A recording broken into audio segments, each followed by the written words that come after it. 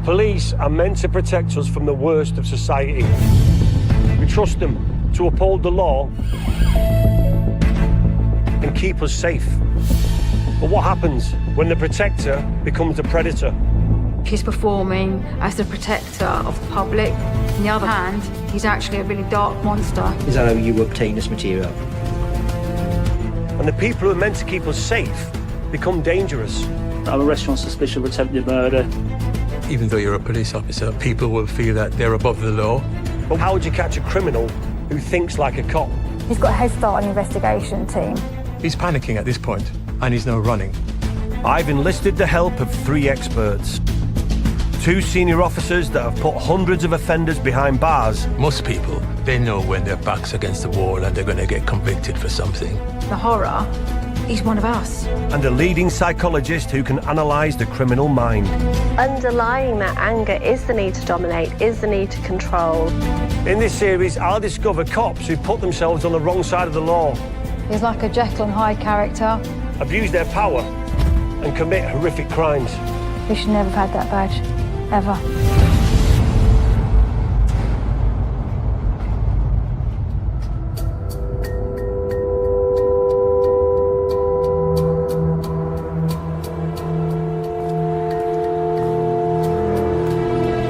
Cops deal with stressful and high-pressured incidents day in, day out. But what happens when a highly trained officer flips and not only commits a terrible crime, but goes on the run? 999, what's your emergency? A 999 call comes in. It's anonymous, and the caller states they're concerned for the welfare of the woman in a central Manchester hotel.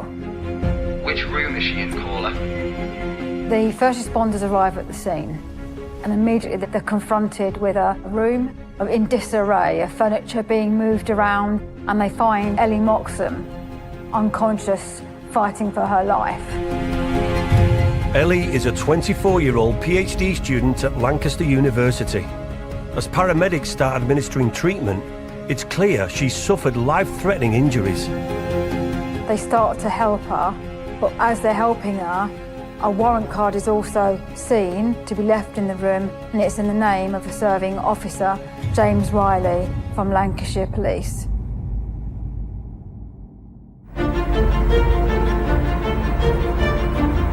Where was James Riley, and what exactly happened in that room? I mean, Ellie's fighting for her life, and the only person who knows what happened is Riley. Is James Riley responsible for the attack, or could he also be a victim? To help me unravel this case, I'm on my way to meet up with former Detective Chief Superintendent Fiona Mallon. When you turn up at that scene and you find the warrant card there, and you find a female fighting for her life, as a detective, you're open-minded. You're thinking all of the lines of inquiry are possible. Where is that officer? Where is Riley? Are they safe? Have they gone off? What is Riley's role in this? Are they a suspect? We have to find Riley as soon as possible. That's the priority right now. Save Ellie's life and find Riley. So James Riley's warrant card was in the room still? Yes. So this sounds like he's just gone. Yes. This is moving at a very fast pace. The police need to find Riley, and they need to talk to him to find out what's happened. So a lot is going on at this point. Ellie is being conveyed to hospital or getting emergency surgery and help.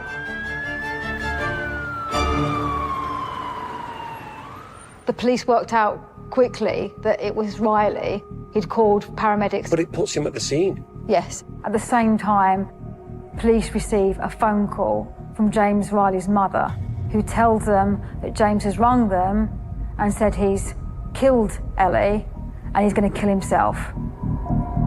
So Riley's not only confessed to his mum that he's behind the attack, leaving Ellie for dead in a hotel room, now he's threatening to kill himself. What's going on in this guy's mind? This doesn't sound like it was something planned. No, it sounds very spontaneous. At this point, the police now know James Riley is a suspect and they have to find him as soon as possible.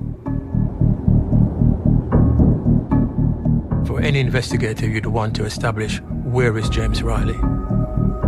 Former Detective Chief Inspector Howard Groves has decades of experience finding people that want to disappear. Where is he gone to? Is he fleeing the scene to commit suicide? Is he fleeing the scene to go and meet his parents, whatever that may be? So initially, the investigators will be trying to work out exactly where he was. That's got to be your first port of call. The advantage for the inquiry team was that they would have had CCTV footage that they would be able to call upon to try and establish his early movements. But this time, the person on the run is a cop, desperate to avoid the consequences of his actions. And straight away, Riley is using his police know-how to try and turn the odds in his favour. Right, so this footage shows Riley leaving via the fire escape. This is at the hotel? Yes, he's at the hotel. Why is he coming down the fire exit? Well, he's obviously thinking there's no cameras, so he might as well take this route than going back through the reception. So he's already thinking? So he's thinking ahead. Quite rightly, he's thinking ahead.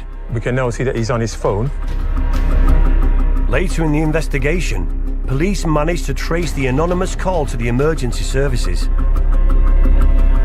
So who's he calling there then? I would suggest at that point is the ambulance service. It's 11:28, which is roughly the time that he did call the ambulance. Thing is, though, they said it was an anonymous call, but if he's calling from his mobile, wouldn't they be able to trace that? They would be able to trace it, but at this moment in time, he didn't give them his details, so they would show it as an anonymous caller. Right. So he's on his phone. Yeah, he's not looking up for any cameras. He assumes that there's no cameras there. You can see he's wearing what appears to be a green jacket. Right. And he's on his phone at that point. He stops. So he's going down the fire escape? Yes, he's going down the fire escape. Just think what he's just done there. He's just literally... He thinks he just left her dead. He's panicking at this point. And you can see he's out the door and he's still on his phone. And he's now running. So what do we know where Riley is now? We know he discarded his phone, and therefore the police would not be in a position to track some of his movements. But even by the sheer chance, when the police find that phone, that's still good evidence that he's trying to keep away from them. Riley's ditched his phone and he's on the run, trying to stay one step ahead. So what's his next move? To find out, I'm on my way to Manchester to meet Rachel Smith, a local journalist who covered this story. And we saw Riley running down the stairwell. Where does he go from there? He jumps in his car, which is parked in this car park, and he's getting out of there. He's going as fast as he can. We can see here on the footage, he comes flying down the car park. He's really got his foot down. Yeah, you can see he's flying, isn't he? Whoa, see that? He nearly hit that wall there. Yeah. So he's going right on the other side of the road. Yeah, he's got no concern for safety. If anyone's coming up that other way, he's hitting them there, isn't he? Yeah. And if you look at the time, it's 20 minutes earlier, that's when he would have attacked Ellie. That's right, yeah. So it's only 20 minutes gone by, so he's fresh in his mind. He's just trying to get out of there as quick as possible, isn't he? He's trying to distance himself. This is the exit of the car park. Yeah. So he comes flying out. Oh, that's here. Yeah. I can see the car there, yeah. That's right. And when he comes down here, he doesn't get very far. He gets just a short way down there, and then he crashes his car into this barrier here. He just crashes here? Yeah. What happens then? Is he just off on foot, just running? Yeah, I mean, he can't hang around, can he? PC James Riley was now on foot. As far as he knows, he's a murderer, and he's using all his law enforcement expertise to evade capture. So whilst Riley's on the run now, how's Ellie? What's happened to her? Ellie's in a life-threatening situation now. It looks like she's been strangled, and her brain has struggled because of the lack of oxygen. She's put into an induced coma, and we wait to see if she's going to make it.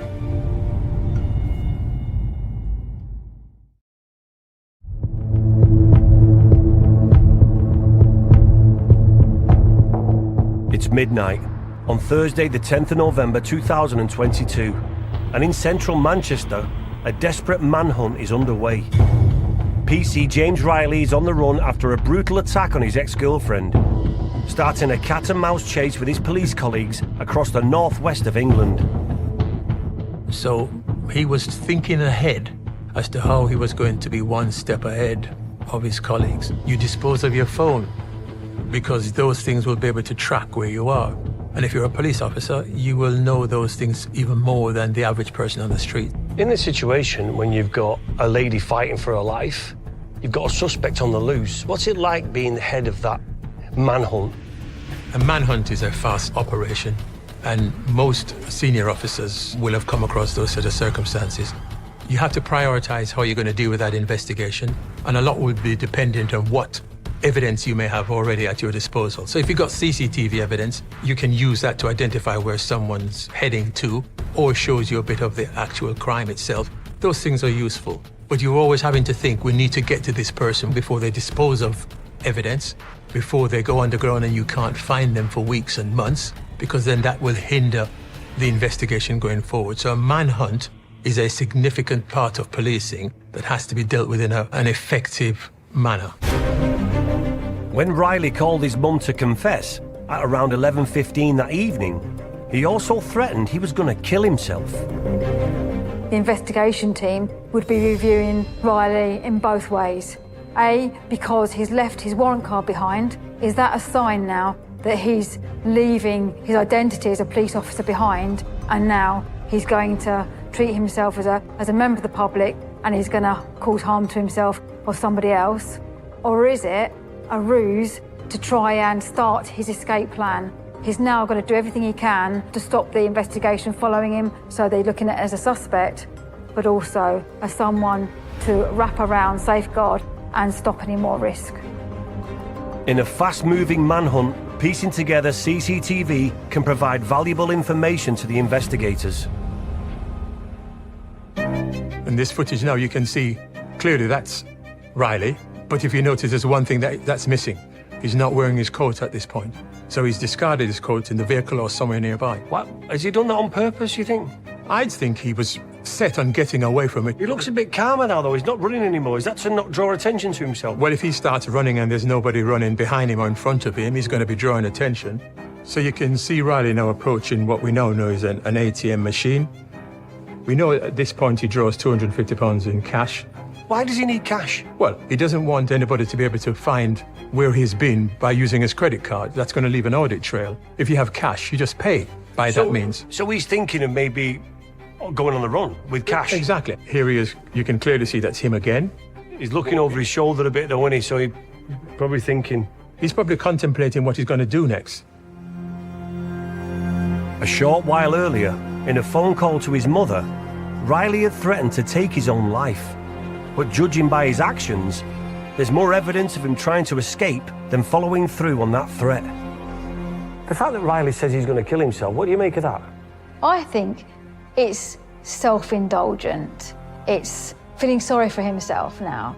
There was no evidence to suggest he was going to go through with it. So he's never found any material or written stuff or anything that he was actually going to kill himself. It just feels like it was to mum and dad, a plea for help, I don't know, childlike maybe. But for me, it's very cowardly.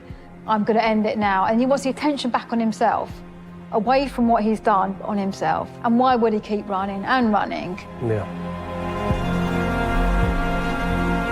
Riley is in panic mode, but he's savvy. He knows exactly how to throw the police off his trail, because he's one of them. It's around an hour after the attack on Ellie Moxham, and James Riley is steadily making his way out of the city centre, heading north.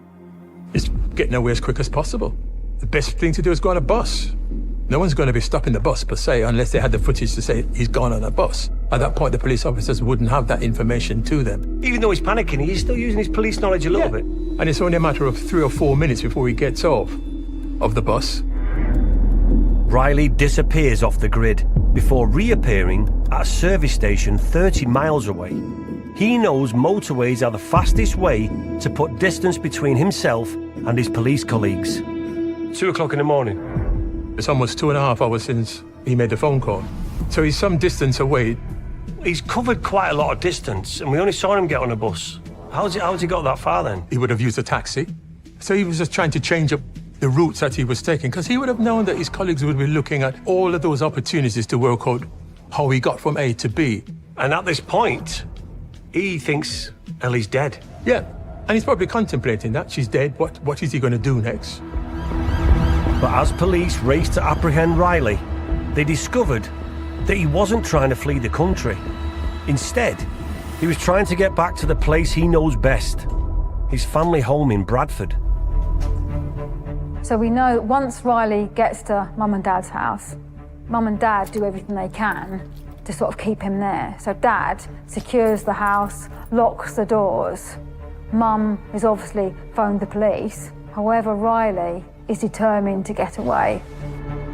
What Riley didn't realise was that his fellow officers were prepared. The officers knew that he rang his parents. So the first question they'd have asked the parents was, where do you live? And they'd have confirmed that by voters' registry and all the other things that they can do. And when he applied for the police service, I'm sure he gave his parents' address. So they would just want to confirm that, and then they'd be looking to get hold of local officers to say, we think Riley may be heading to his parents. They would have officers in plain clothes close to where his parents live. What they didn't want is a marked police vehicle, because if he turns up and he sees that, he's going to be legging it in the opposite direction. So they'd want a discreet observation position, so that if he turns up, they'd wait for him to get into the address. The net's closing in on Riley, but true to form, rather than come quietly, he makes one last dash for freedom. At what point do they actually arrest Riley? When Riley gets to the address and his father locks the door so he couldn't leave, he went into the bathroom and then locked the door from the inside so that no one could get in. He more than likely was aware that police were nearby. I would have thought that there would have been blue lights flashing outside the home at that time of the morning. And he decided that he would exit the house through the bathroom window. But within minutes of him getting out through the bathroom window, he was apprehended. So this just sounds chaotic. After a massive manhunt involving 3 police forces over 2 counties lasting several hours, PC James Riley was finally caught. In the early hours of November 11th, 2022, he was arrested on the street after climbing out of his parents' bathroom window. With Riley now in custody, investigators can start building their case against him. All this footage that they've got, they've just got so much evidence, haven't they, the police? Yeah, the officers will be reasonably satisfied. So what they have to do is build up a timeline from the moment he leaves the hotel, based on the phone calls he made. Exactly when he leaves, you can see the emergency services vehicle turning up, so that's another good timeline. And they know whereabouts he is in the country Exactly, as well. they know where he is. When he gets on the bus has got CCTV, that's showing a timeline. To get the sequence of events correct, there's always a possibility that the timing on the CCTV footage could be out by minutes, even more than that. So the officers would then make sure that they had another officer who would go out and map that route exactly that Riley took. So they were confident that the timelines fit the scenario that they're going to show to the jury. When would the police actually try to access all this kind of information? They would be seeking to access this information straight away. Really? Yes, because the hotel has the mechanisms for them to go and ask them to download that information for them.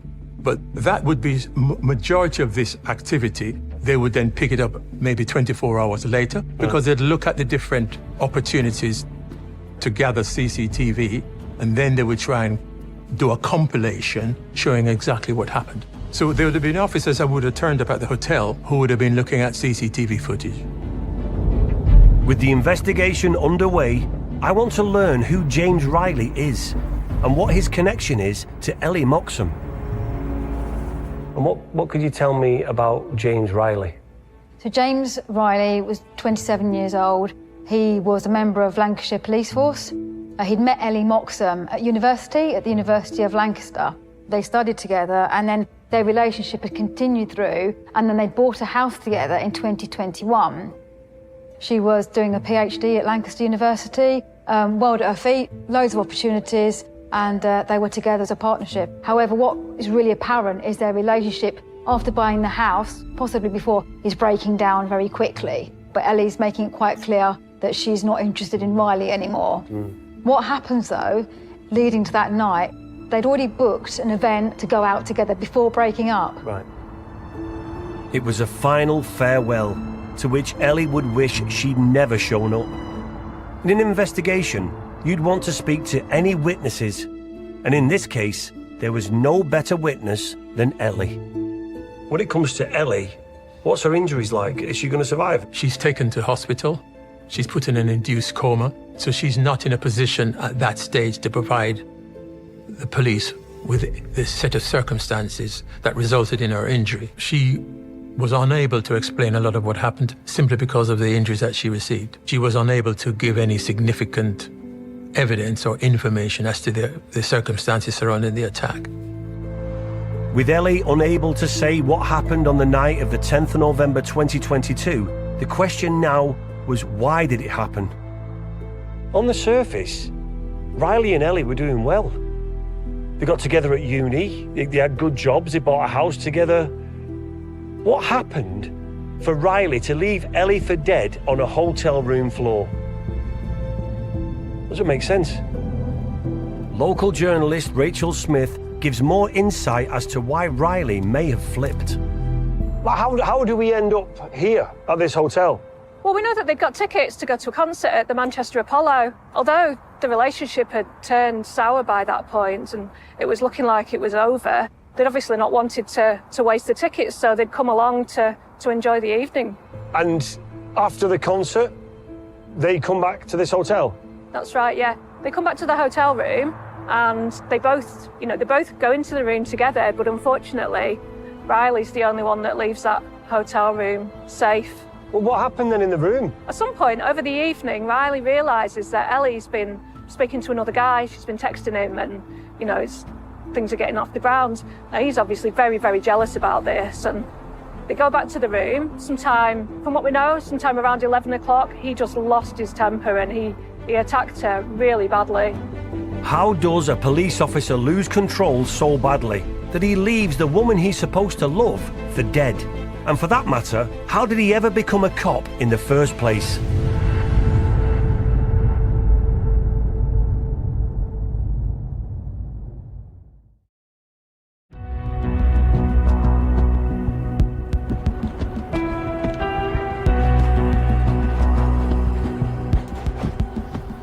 By November 12, 2022, PC James Riley was behind bars for viciously assaulting his ex-girlfriend and leaving her for dead in a Manchester hotel room.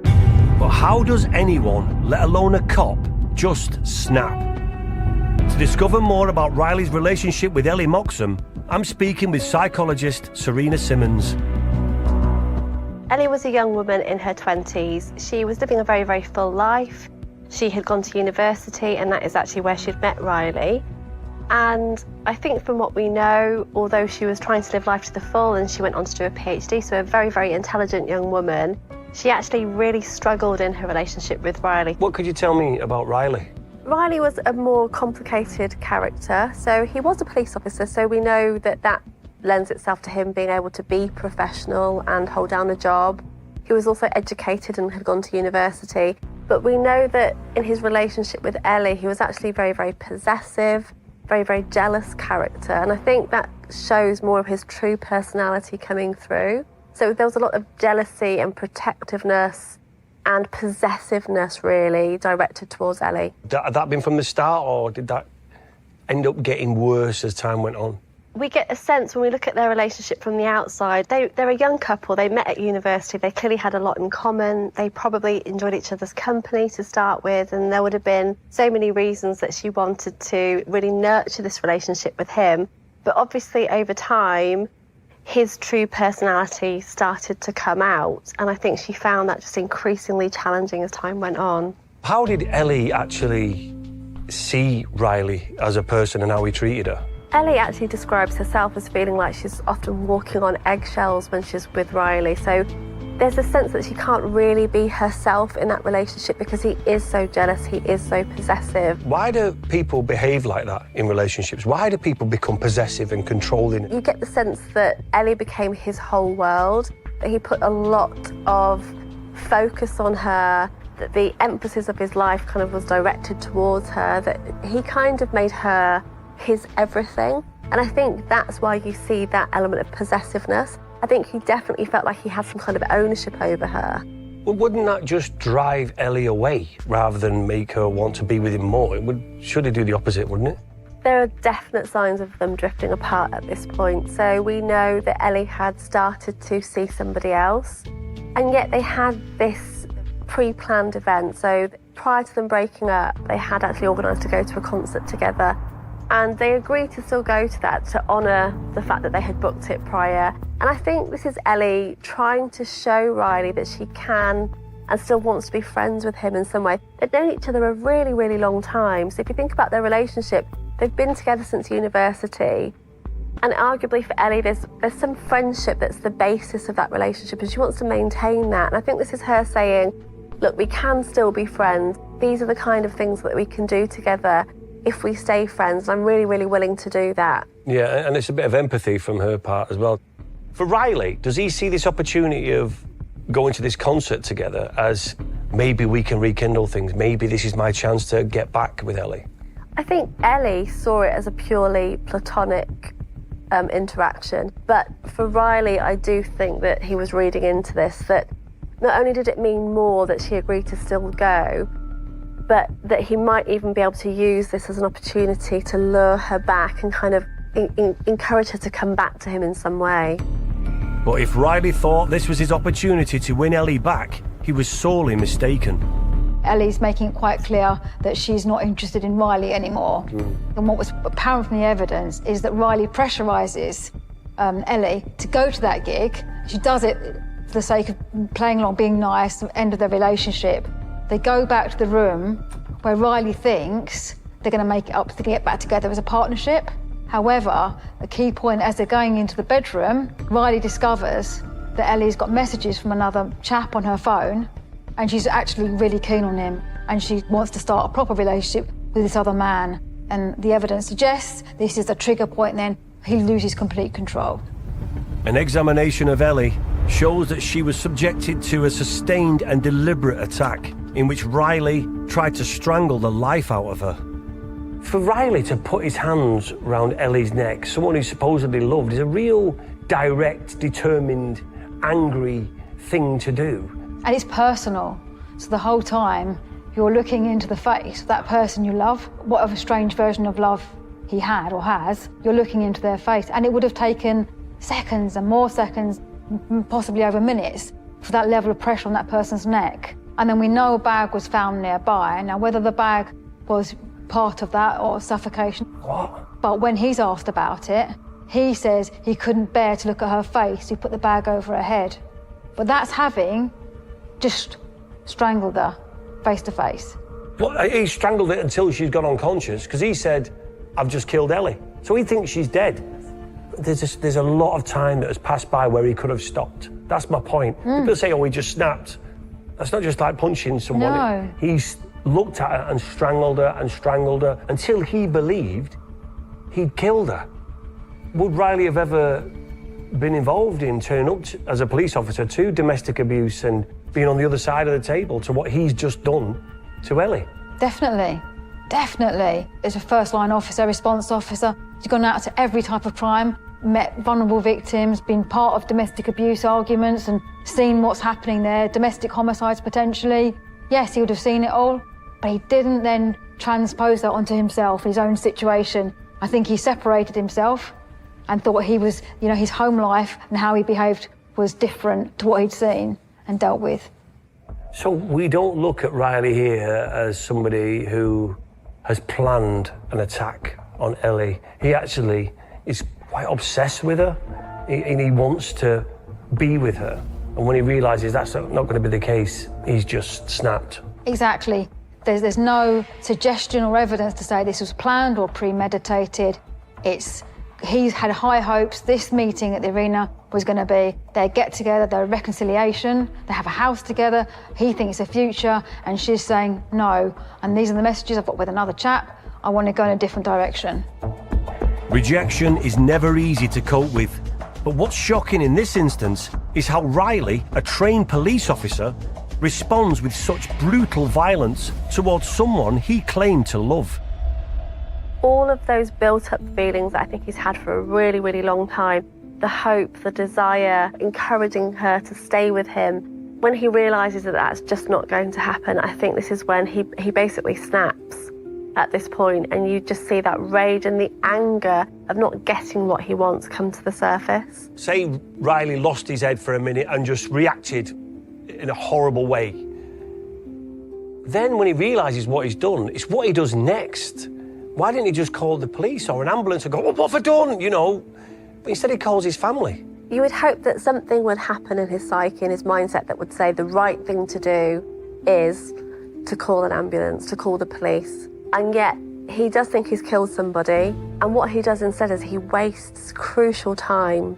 So Ellie suffered incredible injuries after that. Not only was it a really traumatic event, but she was physically hurt in a really, really significant way. So those 10 minutes made a really, really big difference to her health going forward. Not only did Riley delay medical help for Ellie, but this grown man, a police officer, actually called his mum rather than the emergency services. What on earth was he thinking? I think this is, for me, quite typical of what we see with some offenders who want to very quickly put themselves in victim state. So on face value, it looks very innocent. It looks like he's just called his parents. But what he was telling them was, I'm going to kill myself. So suddenly the focus is off of what he's done to someone else and he's shifting the focus onto him. He's now victim. Poor me, I'm really distressed, look at what I've done, this is what I'm going to do to myself. And that in itself is another way of deflecting from the real situation and really taking the emotional centre stage and kind of changing the dynamic of what we should be focused on, which at that point should have been Ellie. This is someone who's professionally trained to remain calm, to diffuse situations. But in his personal life, he's doing the exact opposite. Surely, being a police officer, his job is to be able to control his emotions, right? It looks like a switch has gone off because there's no evidence prior of him being outwardly violent or aggressive. But clearly, anger was there. Anger was able to come to the surface. And as someone who's a police officer, this is something that you would hope that they would have more control over. This is completely the opposite with this case. So not planned at all, he's just, in that moment, thought, I'm going to kill her. And he tried to kill her, right? In my opinion, he did try to kill her. Believing he was now a murderer, Riley desperately tried to outrun his fellow officers in his bid to get to his mum and dad's house in Bradford. Because Riley is a police officer and he knows the area really well, so he's got his local intelligence up to date. He knows the best routes out of the city. He knows where he can get money. He knows where he can get help. He knows where CCTV is because of all the investigations he would have done. He's got a head start. He's got a head start on the investigation team. But that knowledge as a police officer and his training and everything he'd have done up to that point would help him. Is he using any of his police knowledge in trying to get away? Is there any evidence of that? He's drawing cash out at 2 separate ATMs, but either side of midnight, because he'd reached his maximum limit on his account. Right. So that's why we've got him at 2 separate locations the other side of midnight. So he's drawn out as much as he can get. So he is thinking of going on the run then, obviously.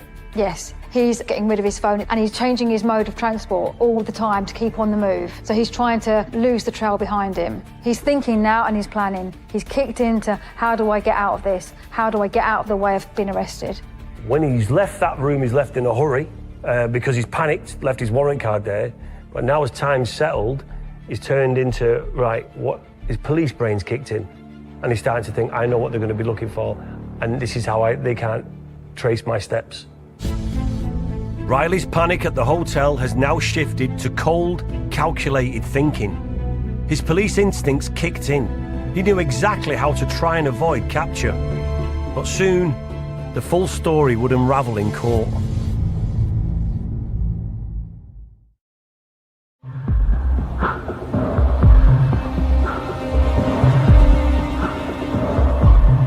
At 4 a.m. on the 11th of November 2022, PC James Riley was arrested for the attempted murder of his ex-girlfriend Ellie Moxham. A manhunt across 3 counties ended up at his parents' home in Bradford after his own mother called the police. You can only imagine what it was like for his parents. A, getting that phone call, I've just killed Ellie and I'm going to kill myself. And then B, he rocks up early hours of the morning and he turns up at their house. That must have been like for them. His parents would have been in a very difficult position. Irrespective of the crimes that Riley has committed, it's still their boy. So they have a sense of allegiance to him. But at the same time, they did the right thing, because as soon as he turned up at their address, the father locked the front door so he couldn't go out, and called the police. I imagine it was very challenging for them to know what to do in terms of this is their son who's done something absolutely horrific. And also just trying to gauge what happened. Is it the truth? What's really happened? Have you really done that? So they must have been really struggling to kind of process and make sense of the things that he was telling them.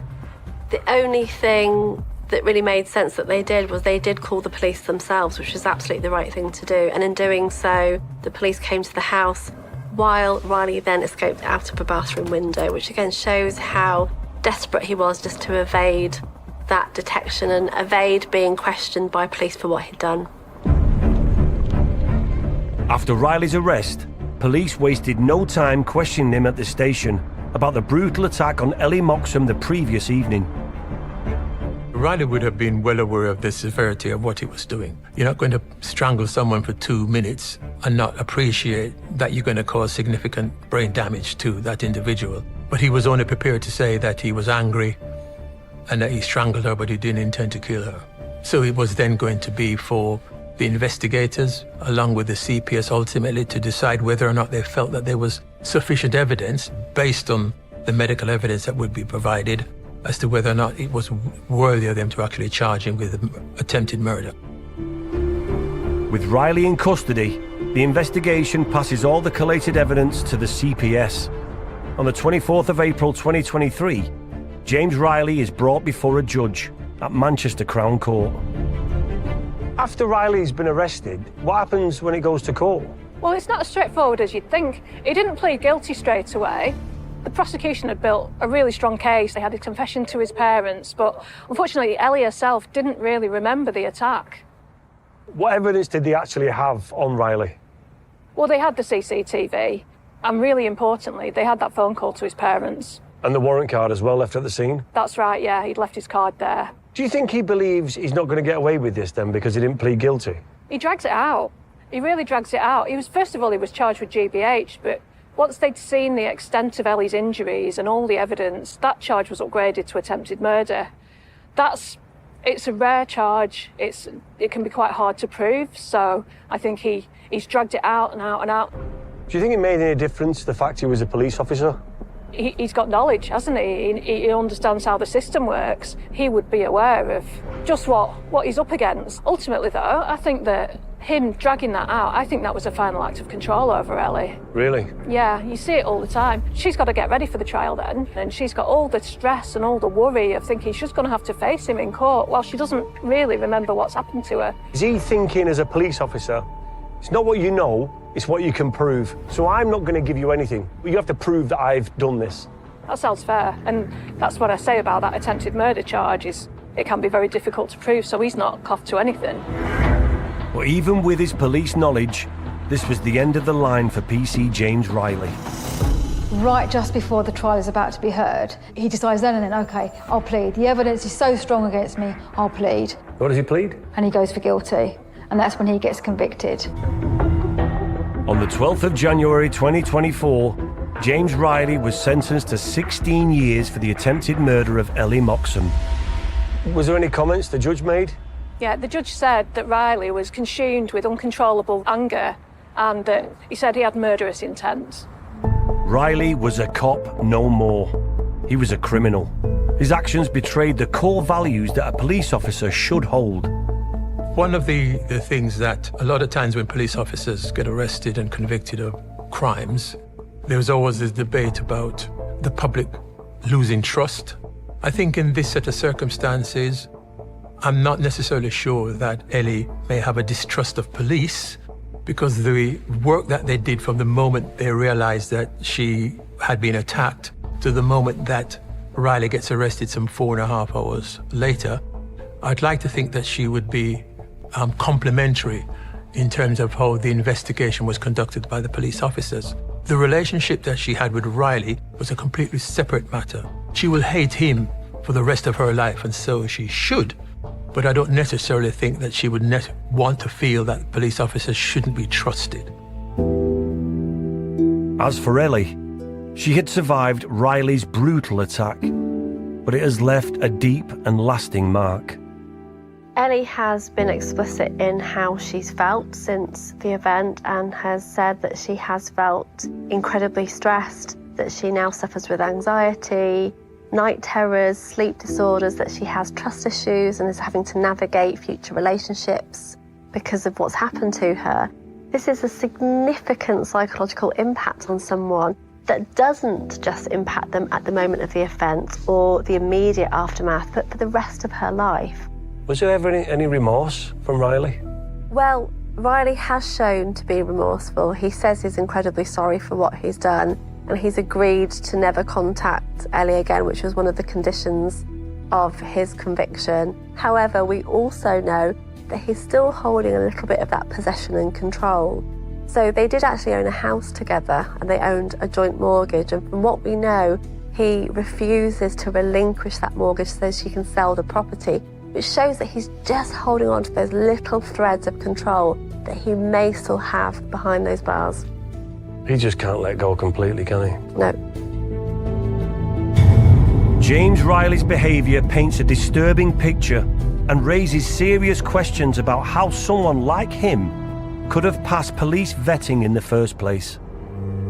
Looking at Riley and how you've described him, controlling, coercive behaviour, surely them kind of traits means you shouldn't be a police officer. Exactly, those traits mean they shouldn't be police officers, but there's no test that we do psychological testing in terms of looking for those behaviours. There's nothing in the vetting checks or any sort of misconduct files or anything around loss of control, any sort of behaviour issues, any sort of domineering traits or anything like that. So he'd have quite easily got through a vetting process and carried on his career. Do you think then that is what attracted him to be a police officer? Because you get to have all that power, and narcissists and control freaks are addicted to power. It may well be the ability to take away someone's liberty, the uniform, the warrant card, the cuffs, everything that comes with being a police officer, the power. Yes, that may have attracted him. His personality traits may have fell perfectly into that type of a police officer role, definitely.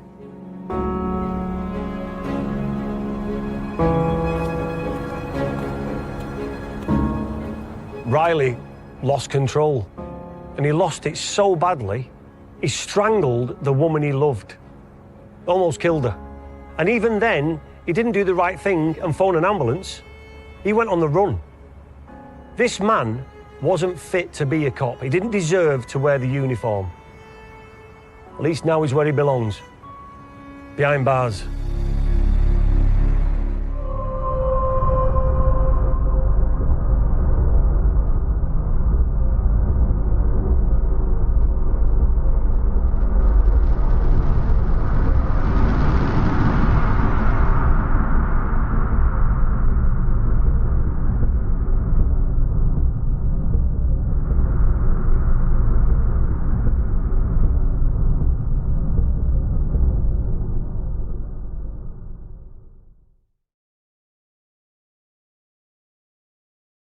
This program is rated 14+ and contains scenes of violence and mature subject matter. Viewer discretion is advised.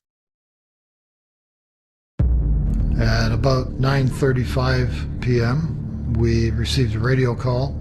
A child was believed to have been abducted. It ended badly. This person, this phantom, has come and taken a child and done something horrific to them, and we don't know who they are. You would have some very good leads. This guy is a good suspect. He lived in the neighborhood. They knew the family. We got his DNA. That was submitted to the forensic science people. They had criminal records of sexual assault and kidnapping. And the results going to come back, there was no match. We eliminated at least 50 to 60 people by DNA. It was dead end after dead end after dead end. They never forgot. That was the thing. They never forgot that little girl. Welcome to Crime Beat. I'm Anthony Robart. Tonight, it was a community known for its unlocked doors and kids playing in the streets until all hours. But the calm of one warm spring evening in 1971 is shattered with the feared abduction of a 6-year-old girl, an unprecedented event that forever changed the city. Here now is 1 million dead ends. Windsor, Ontario is at that time, a city of about 200,000 people. It's a border city because it sits right on the Detroit River. It's a working class city. The automotive industry at the time was very large. We're the motor city of Canada. We had the big three here for many years. There's a lot of factories that support what the big three do. And because of the amount of employment that big three were offering, it was a big immigration point in the city. So you get this influx of people from all sorts of different backgrounds working blue-collar jobs, coming to Canada to make a better life for themselves. It was not unlike a lot of other places in the country, but where we're located made it a dead end in Ontario. So it was a transient type of city. You know, things filtered in, but to filter out, they had to go back the same way. It's not a city that they stopped in on the way somewhere else. It was a quiet town, you know, very little action going on. You know, I think back then, I think our murder rate was like 1 or 2 a year, if that. Low crime, you know, very nice, peaceful city. May the 14th, 1971, we were working the afternoon shift in the Drouillard Road area. Drouillard Road, it's kind of east central Windsor. It's coming up now, but it was always kind of a rough and tumble neighborhood even back then, known as Ford City. This area that I worked, it at the time was called Number 8 District. It still looks the same as it ever did. There were a lot of hotels, bars. This used to be on here. The type of calls that we would get down here: bar fights, drinking complaints, assaults, car accidents, just kind of the run-of-the-mill. In May of 1971, my partner and I were working in a patrol car in the Drouillard Road area. It wasn't a really busy evening. At about 9:35 p.m., we received a radio call to attend an address on Drouillard Road where a child was believed to have been abducted. I had only been on the police force for 5 years, so for the number of calls that I had taken, it was an unusual call. We were a little bit away, a few minutes getting down here. 1290 was a little house on the right-hand side down here that is no longer there, but it was just right here at this corner. When we got to the address, we went to the door, and we were met by the mother, who was frantic. Mrs. Topic, her first name was Paula, explained that her daughter, who was 6 years old, and her brother, who was 8, were playing in the backyard when they were approached by a strange man.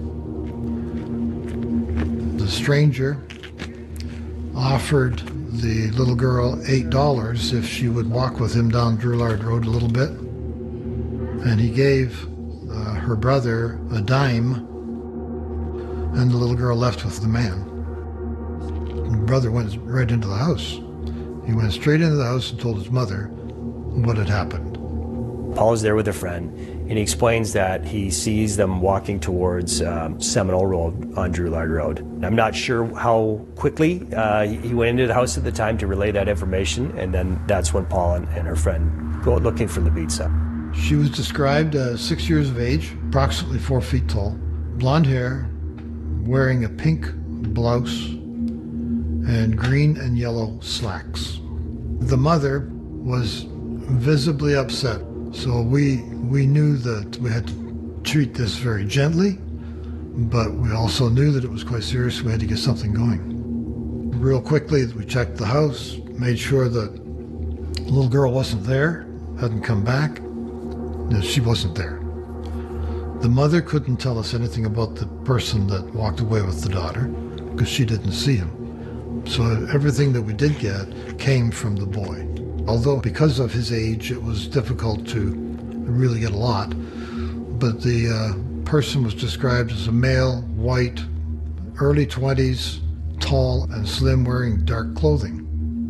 When we left the house, I said to my partner, I said, you know, if we don't if we don't find this little girl in an hour, we have a big problem. We got a hold of our radio dispatcher and gave a description of the child and the man that was with her, and had more cars sent to the area to start looking for her. The night she went missing, it was like the largest manhunt in Windsor history. Like hundreds of people, volunteers, police, scoured the streets together, looking in alleys and streets and parks. Looking back in time, you need some historical context. So in 1971, we still had call boxes in the city of Windsor. So communications to police from dispatch were drastically different. So they get to the Topich residence around 9 o'clock. Sometime prior to that, Michael, Lubitza's older brother, had come in and said that somebody had offered him a dime and promised to pay Lubitza some money to come do a job. There's a separation there. How much of a delay before police response gets into the area, right? And it's no fault of anybody's. It's 1971. Child abduction wasn't a thing. So Paula's first thing that she does with her friend is she takes a walk down to Seminole Street, which is about a half-kilometer away, and then comes back and then calls the police. We attended the residence at 9:35, so the call would have been just a few minutes earlier than that. The little girl was last seen at approximately 9 o'clock. By 9:50, we had a description of both the little girl and the abductor that we've put out on the radio. And then you have the whole dispatch procedure where it's not instantaneous to your computer in your car. It's a more tedious process. And then officers start to get to the area. It floods in fast. A lot of officers do. Even citizens start to come in and help what they called house-to-house checks. We're looking for this girl. We're trying to find her. We went up and down alleys, streets right in that immediate area looking for this duo. We had lots of eyes on the road. There would have been at least 5 district cars, units from the downtown precinct, and we also had detective cars. There was a lot of people there. At midnight, one of the lieutenants arranged a proper grid search, and my partner and I ended up being sent to the Essex Terminal Railroad, and it was open for people to walk down that way, so it was quite common to see people taking shortcuts going down the tracks. A lot of the people involved were fathers, and there was an urgency for us to try and find her.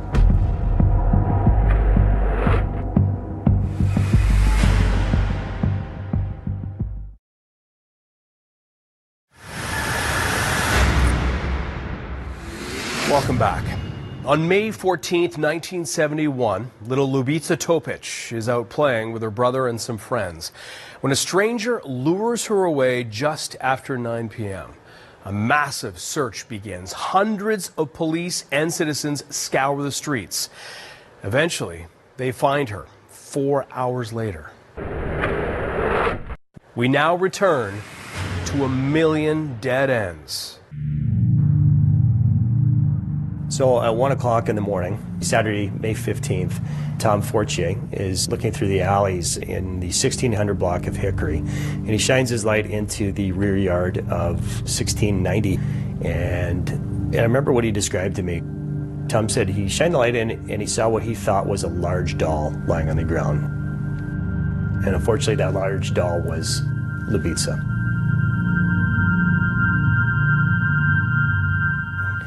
He was taken aback. You think it's a doll, and then as you get closer, and you realize that no, this is not a doll. This is the 6-year-old girl that we've been looking for, and she's been very badly injured, severely beaten, like a very high level of violence and aggression. It was evident on scene that this was a sexually motivated crime. She was sexually assaulted. Part of her clothes were removed, and ultimately, the cause of death was asphyxiation. The distance that she was from where she was taken was about 1 kilometer, and the time from when it was called into the police to the time that she was located was 4 hours.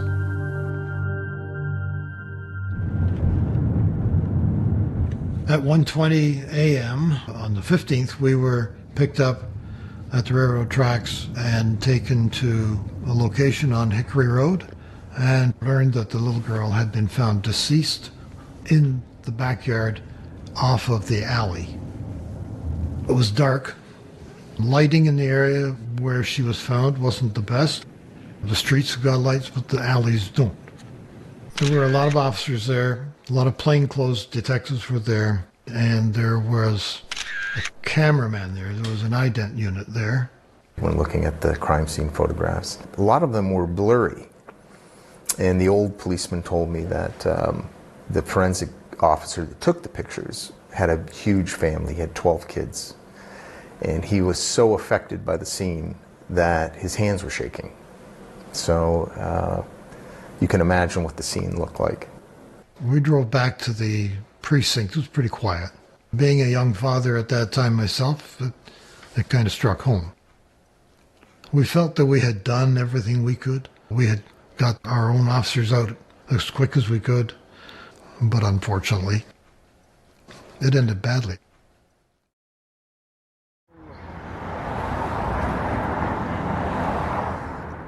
Right now we're standing at the corner of Drouillard Road and Franklin.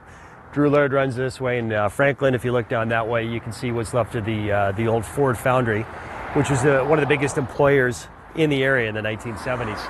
The Topich family's house was basically right in this area here. I believe it was the second one in. The scrapyard was around in the 70s. It was Paisner Scrapyard, but it's expanded now, and their house was torn down some time ago. There was an employee that worked at the gate at the Ford foundry, and he remembers looking through the window of his office and seeing somebody, a male, dressed in black, crouched down across the street outside the cafe. And he was looking towards where the kids were playing. He was described around 20 or early 20s or so. The next 2, 3, 4 days a week, we were all looking for a tall, slim guy that wore dark clothing.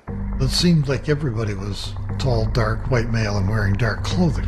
The description was not odd, put it that way. It was very close to a lot of people. And so we were jumping on anything we could because we wanted to get this taken care of and solved. We have had many calls come in this weekend, and as a matter of fact, we have interviewed as many as 38 people as of yesterday.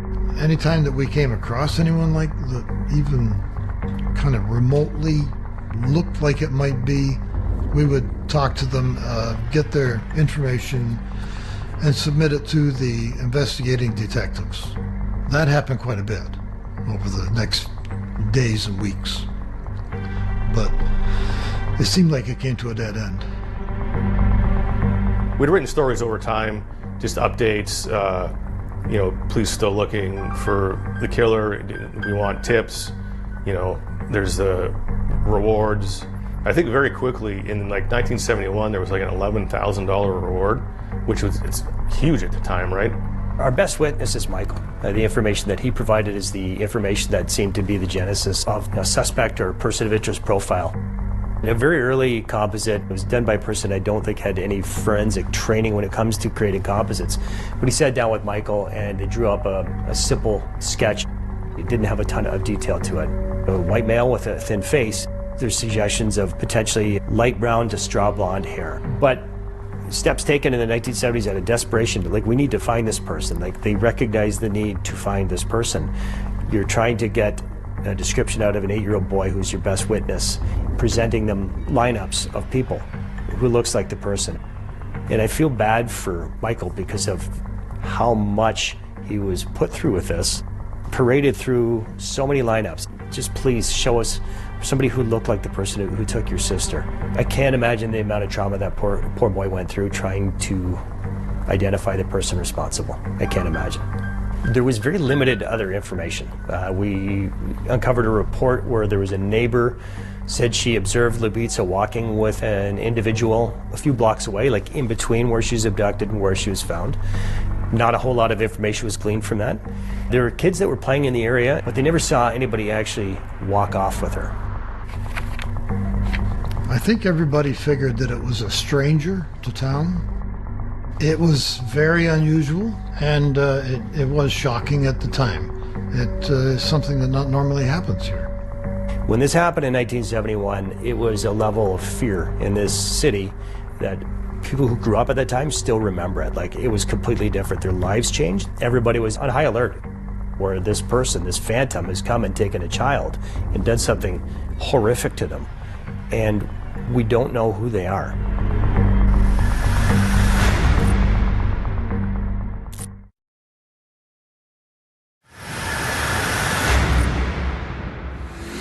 Welcome back to Crime Beat.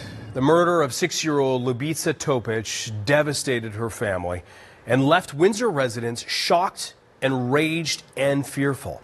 Now, everyone wanted the culprit found, of course, but 20 years later, police were still searching for her killer. We now return to a million dead ends.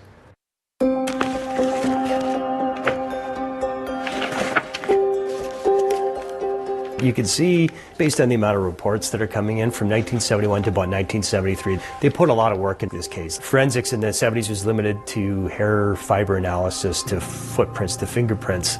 Really, the only tests available at that time were for blood identification, semen identification, and potential hair identification. Obviously, we have her clothing, and there were things like sticks and bushes that were actually seized from the area. She had a tooth broken out, and there was a thread with blood on it. Intimate items that came from the victim herself that were collected at autopsy. They were examined for the presence of semen. And there were various hairs that were looked at to determine what type of hair they were, but not necessarily being able to source them. You could identify that there may have been blood present, but not who it might have come from. There was a pubic hair present on some of the items collected from the victim. And that's what was used going forward to be able to forensically assist the investigation. This particular case underwent some of the early DNA testing that took place in the mid to late 90s. We were able to develop a DNA profile from that pubic hair, and that's what was used going forward to be able to compare individuals and eliminate them as the source of that. So we develop a profile in the 1990s of who we think is responsible for this crime. And that's when Ken Luxford and Glenn Hardstone dig back into this case. When we went to visit Ljubica's mother, she had a shrine on her mantle in her apartment with her picture of her daughter and candles and the cross, and that's 20 years after the fact. Just seeing the shrine and talking to her, you could feel that she was hurting, very hurting. She was concerned that we'd given up, and I reassured her that we never give up. We looked at all the evidence that we had, and in the file there was already a suspect that was being developed. He looked like the composer. We spoke to his common-law wife at the time. The family had thought he'd done it. She had a grandmother that lived in the area of the alley where the body was found. So there was a connection with him being there.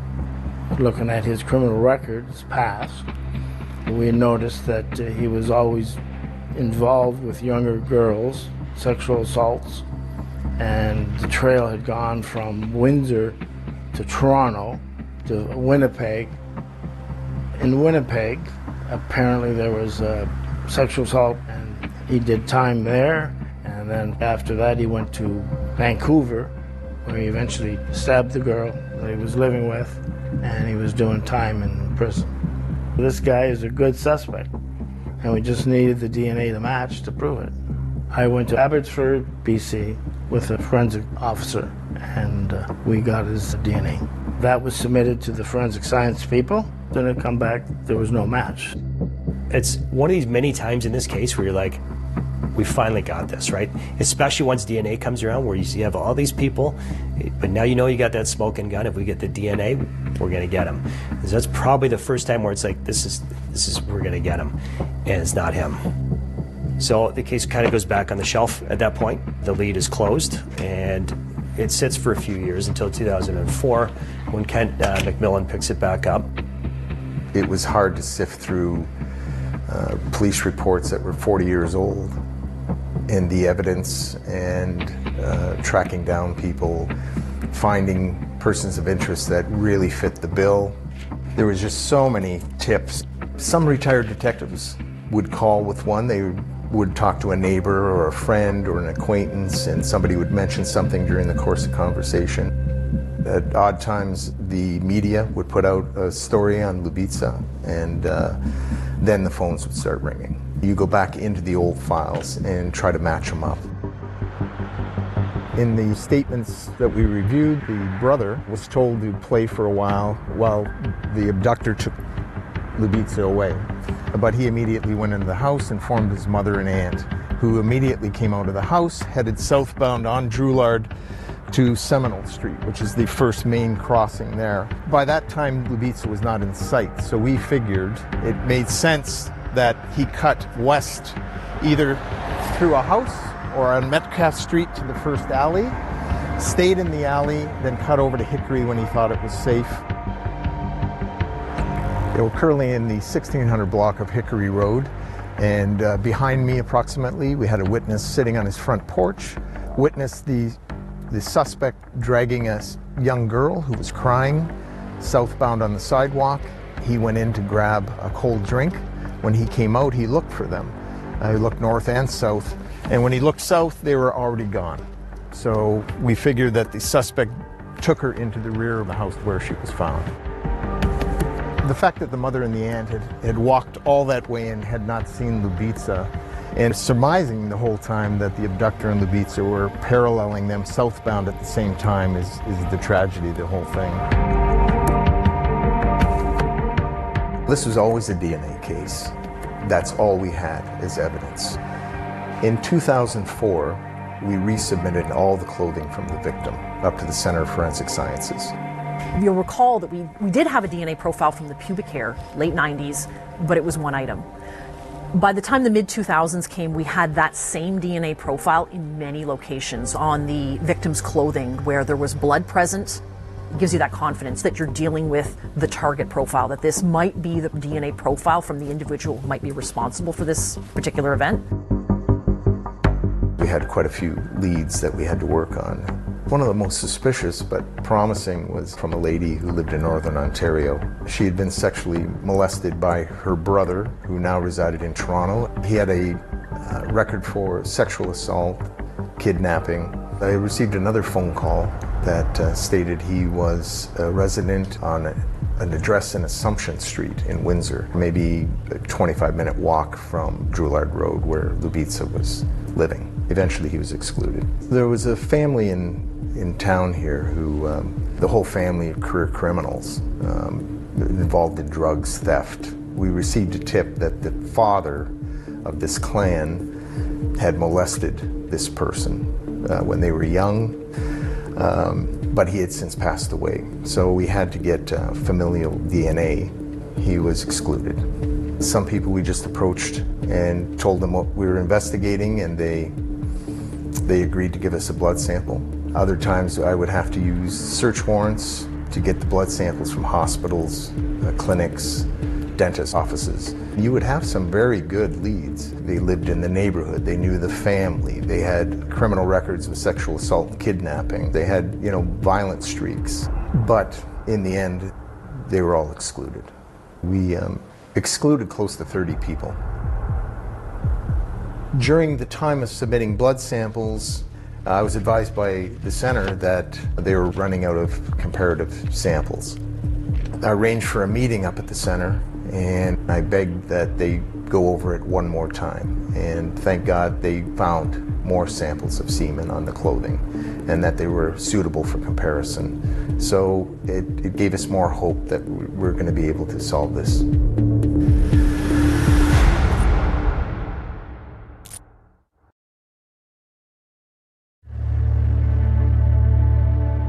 I moved here as a reporter in 2006, and almost immediately, especially because I was doing the crime beat a lot, people would, ask me like, "Oh, so you know about Lubitsa?"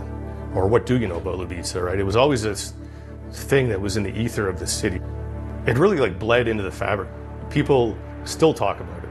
People who were kids remember, and not really understanding why, but all of a sudden they couldn't go out to play, or their parents were locking the doors at night. They remember that very distinctly. As I was writing it over the years, I would get phone calls or emails or letters about people like, "Oh, I remember that, and I still think about it." And they didn't even know her, but it was this horrific case that just stuck in the collective consciousness of the city. I landed an interview with Paula Tobich, Lubitsa's mother, and it was the first time ever in 40 years that she'd talked publicly about it. That interview was heartbreaking. It was clear that this incident had just punched a hole in that family. It cratered that family. And she lived with it every day of her life. She talked about still dreaming about her. She had a photo. She would walk by and like still speak to her little girl that had died 44 years ago. And it was like, for her, it had happened yesterday. She not only thought about her daughter, but she thought about the killer. Obviously, she wondered who this person was, but she talked about just being sad all the time, and she hoped that maybe the killer was living with that as well. You know, she said, like, how could somebody do that and not weigh on them somehow?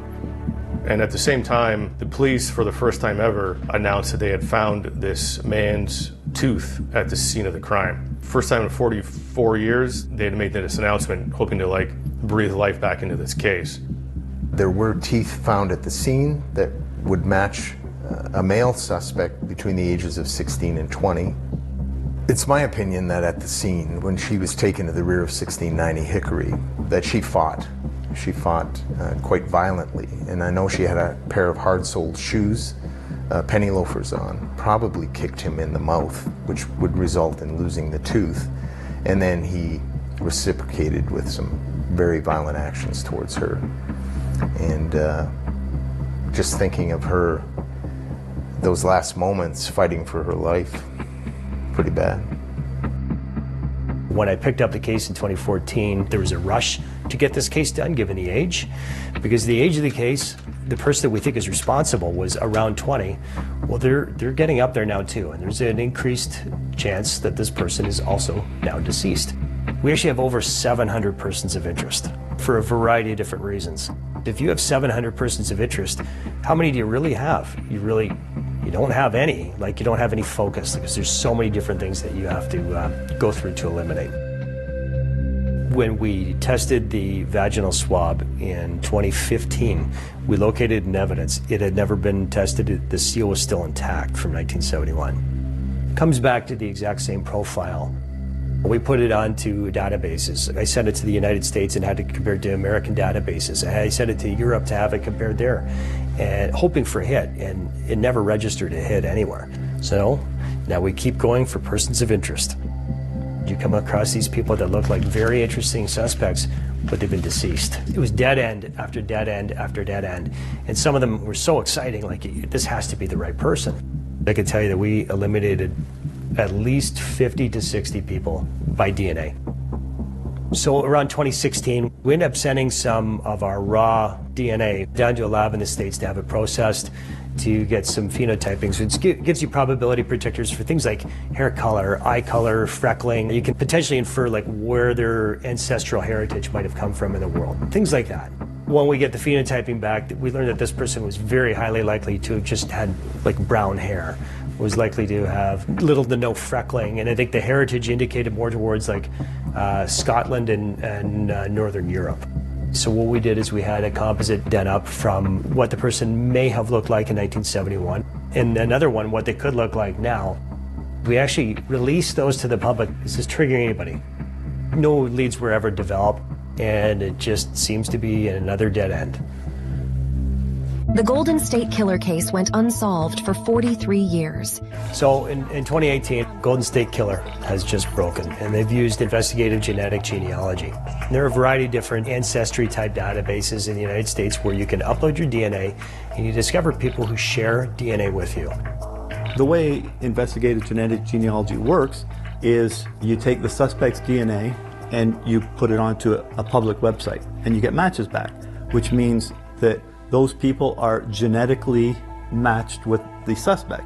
And so if you build those people's family trees, the suspect will be on their family trees.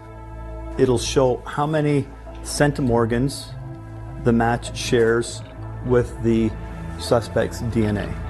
And the higher the centimorgans, the closer the relationship. And so you can estimate that the person might be a second cousin to third cousin, or fourth cousin to third cousin once removed. When that kit gets set up, we do come back with 4 people that shared some DNA. There was more to varying degrees, but you could see different levels of shared centimorgans between these individuals and the person who killed Libica. So now we want to find out more about these people and build family trees around their families. If they're let's say a second cousin, you have to build at least 3 generations up and then come down 3 generations. So there's a lot of people to look through. We eventually came down to 2 suspects that lived in Windsor, 2 blocks from the scene, approximately the right age, and genetically looked like it would be in the right level on the family tree chart. One of them comes up on our massive person of interest list from 1971. So immediately the focus becomes, let's get DNA from these guys. And after 2 or 3 months, we were able to obtain a sample from at least the one brother, the one that was, his name was listed in the box. And I thought, we're done. And when we get the CFS report back, he is excluded. It is not him. In June of 2019, I was fortunate to meet Steve Kramer, who was with the FBI at the time, and worked on the Golden State Killer case. He facilitated getting our DNA profile onto Family Tree DNA. We're the first Canadian law enforcement kit that Family Tree DNA accepted. And I remember I was actually out for a jog, and my phone goes, it's the day or 2 after we've uploaded it, and it's Steve Kramer. He's already looked at our kit. He says, hey, you've got a second cousin. I'm in heaven. I mean, a second cousin, it's like, this is awesome. And it turns out that his grandmother's brother was married to someone else in the tree. So now we know it's a descendant of this couple. They had a son and a daughter. The daughter had one son who lived in Windsor at the time, still lives in Windsor, but based on lifestyle, really didn't expect this person to be the person responsible. The son from that intersection had 3 boys. So when you look at it, we have 5 people, including the father of the 3 boys, that could have potentially committed this crime. There are 3 of those individuals that are living. 2 of them are deceased. One of the 3 brothers actually had died in the previous year or so while we were investigating this. So I was fortunate because the focus we have was 2 individuals. One was this deceased brother, and the other was his half-brother. Based on what I was seeing with that half-brother and some of his known police contacts and sort of the similarity of some of the acts that he did compared to what we're seeing in this case, I thought it's going to be this person, right? Our surveillance team working on this person in another jurisdiction was able to get a sample from him, and the comparison comes back, it's not him. His DNA does not match. He is not the person responsible, so it's just wind out of the sails. I ended up contacting the rest home that the other brother who was in Alberta, and we determined that there was still a medical sample. I wrote a warrant to obtain that sample. It was obtained and brought back here to Windsor from Alberta.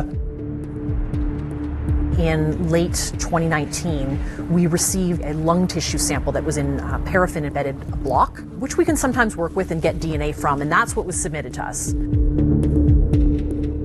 I have a great relationship with the CFS biologist who worked on this case with me. The one thing I know about Melinda is she gets there fairly early. I think she gets there about 6 o'clock in the morning. She leaves early in the afternoon. So if I send her an email late in the afternoon, she's not going to get it, but at 6:01 the next day, I'm going to have a response. After I collect myself after seeing that the one half-brother is not responsible for it, I said I'm going to send her an email and just say, hey, just following up on that other sample, the tissue sample, we haven't heard back yet. And I get a bounce back reply from her email saying she's out of office, will return on Monday.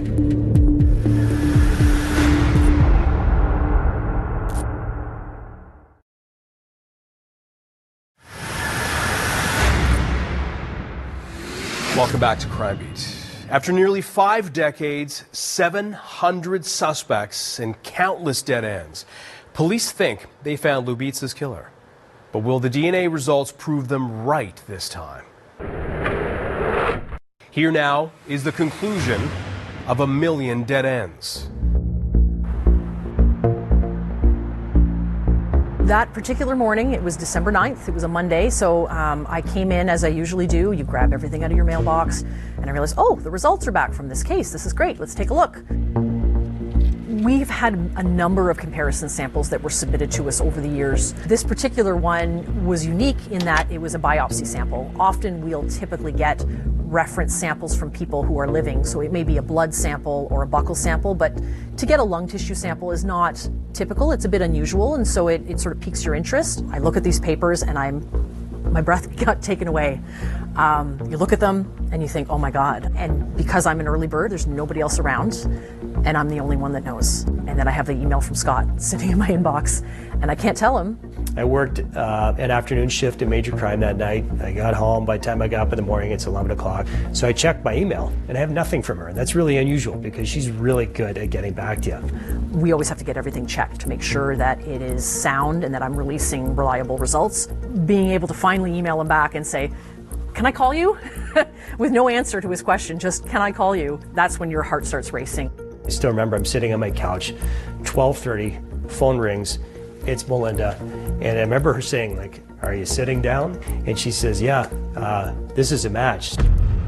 All those profiles you've been generating since the mid-90s, and they're the same. This matches. A wave of emotion hits me. I've been working on this for 5 years. Kent McMillan, 8 years. Luxford and Hartstone put a couple years on this.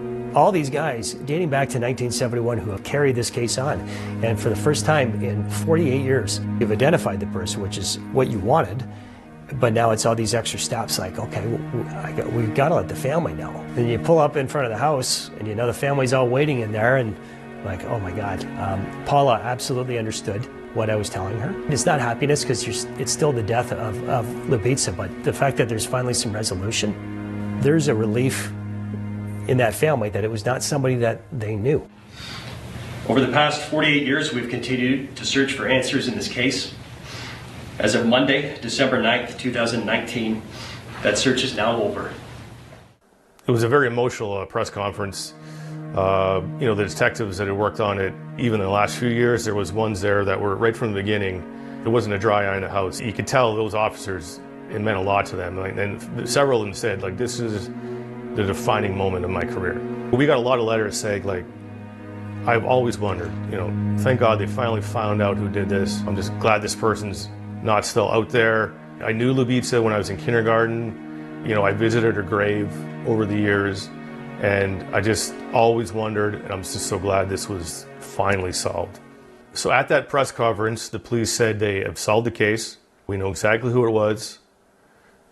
This man moved somewhere out west after the crime, and that's it. It irked me.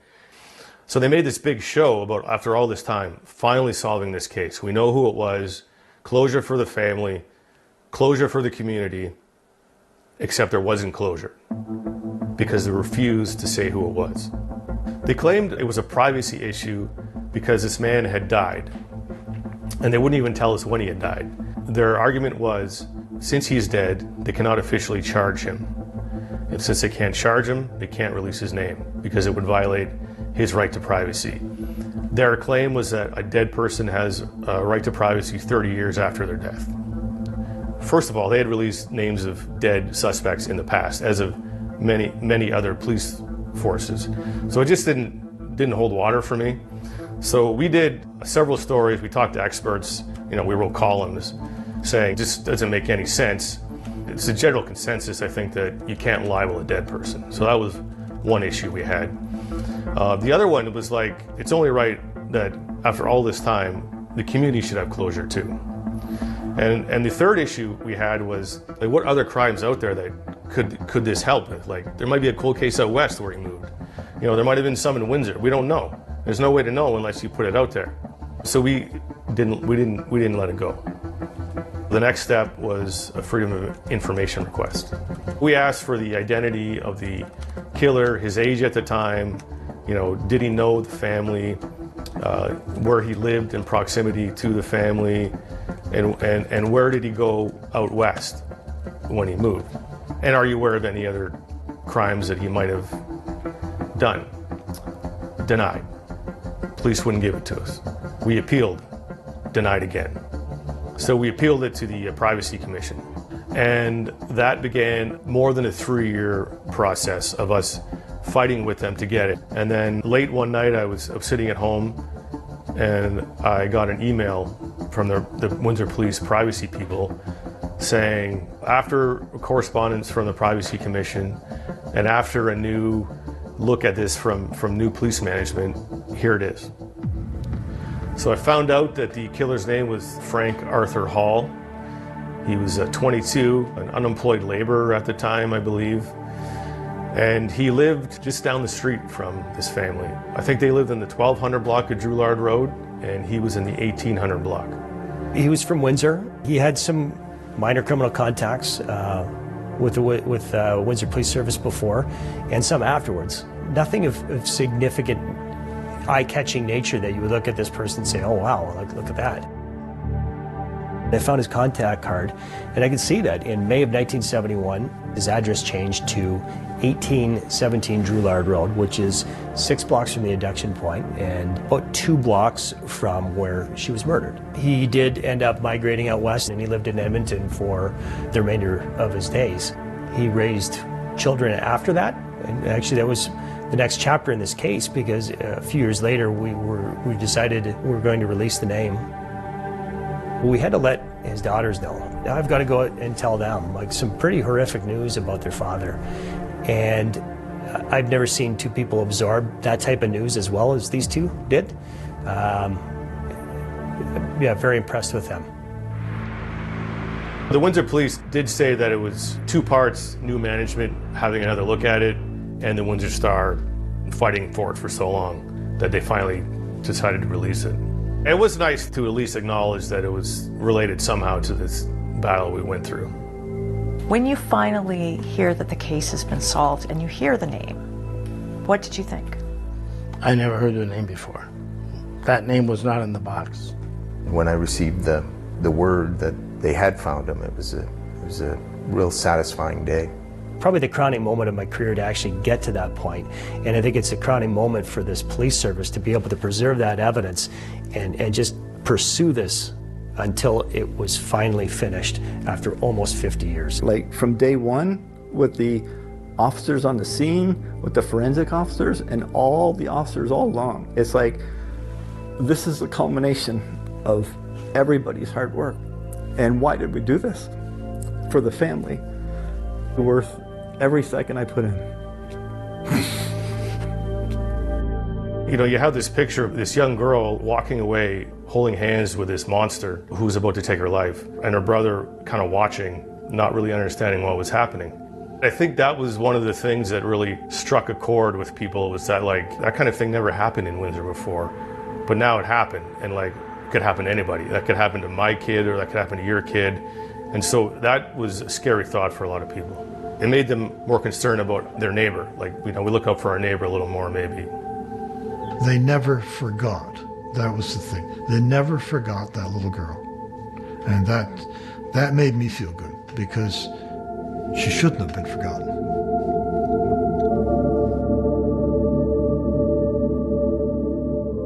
Though Lubitsa's family declined to speak with us on camera for this episode, they did tell us about the shadow they lived under following her death. With Frank Hall dead, they will never know why. But they are immensely grateful to the Windsor Police Service for never giving up. In solving Lubitsa's murder, they received the Linda Shaw Memorial Award for Cold Cases. I'm Anthony Robart. Thank you for joining us tonight on Crime Beat. Want more episodes of Crime Beat? Listen to the Crime Beat podcast now for free on Apple Podcasts, Spotify, or wherever you find your favorite podcast. And for past episodes of Crime Beat, go to the Global TV app, visit globaltv.com, or check out our Crime Beat YouTube page.